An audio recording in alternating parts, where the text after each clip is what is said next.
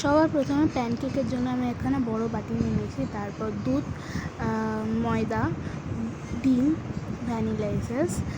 তার ভ্যানিলা এসেন্সটা একটুখানি পুরনো হয়ে গেছিলো কিন্তু এক্সপায়ার হয়নি। এখানে গুঁড়ো দুধ, বেকিং সোডা, এখানে কলা আর মধু রেখেছিলাম। তারপরে এটা ফার্স্টে আমি ডিমটা ফাটিয়ে নিয়েছিলাম। তারপরে দুধটার সাথে ভালোভাবে মিশিয়ে মাঝে আমি ময়দা দিয়ে ভালোভাবে মিশিয়ে নিয়েছিলাম। মেশানোর পর ভালোভাবে যাতে মিশে যায়, এরকম দানা দানা না থাকে, ভালোভাবে মেশাতে হবে। ভালোভাবে মেশানোর পর একটুখানিও দানা দানা নেই। এরপর আমি গুঁড়ো দুধ নিয়ে নিয়েছি। 5 টাকার প্যাকেট যেরকম হয় ওই রকম পরিমাণে একটুখানি গুঁড়ো দুধ নিয়ে নিয়েছি। ওইটাও ভালোভাবে মিশিয়ে নিচ্ছি। এরপর বেকিং সোডা নিয়ে নিলাম 1 চামচ মতো। এই দুটো ভালোভাবে মিশিয়ে নিতে হবে।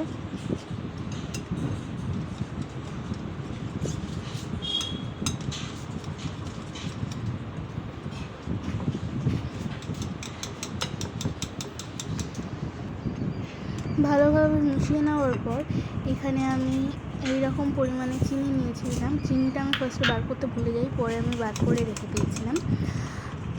ভালোভাবে চিনিটা মেশানোর পর এখানে আমি ভ্যানিলা এসেন্স নিয়ে নিয়েছি 1 চামচ মতো, যাতে ডিমের রাস্তায় গন্ধটা কেটে যায় আর এখানে ভালো গন্ধ ছাড়ে।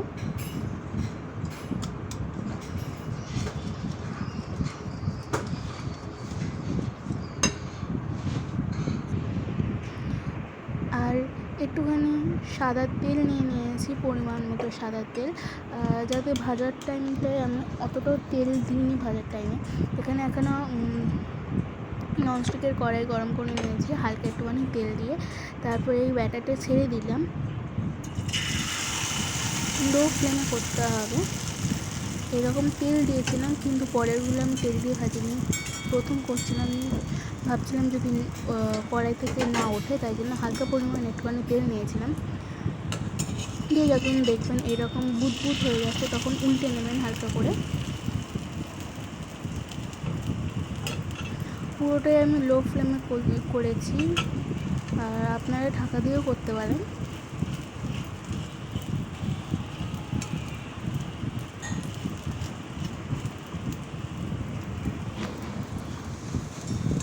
তারপরে এটা আমি তুলে নিলাম।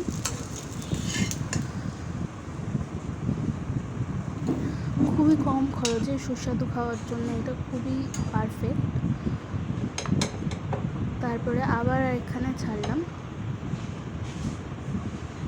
আমি কিন্তু আর কড়াইতে তেল দিইনি।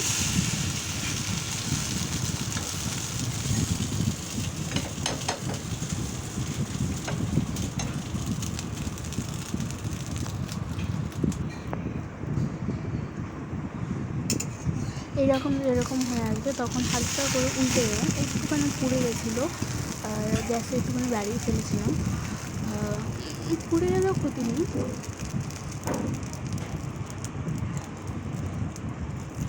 ওপর দিয়ে হালকা পরিমাণে একটুখানি তেল দিয়ে দিয়েছিলাম।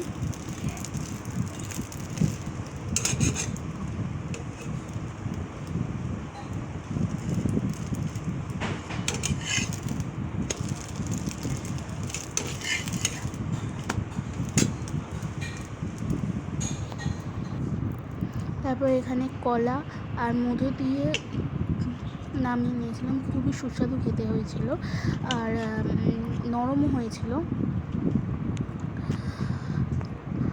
আমার ভিডিও ভালো লাগলে আপনারা লাইক, কমেন্ট অ্যান্ড শেয়ার করে দেবেন। প্রথম ভিডিও, কোনো ভুল থাকলে ক্ষমা করে দেবেন।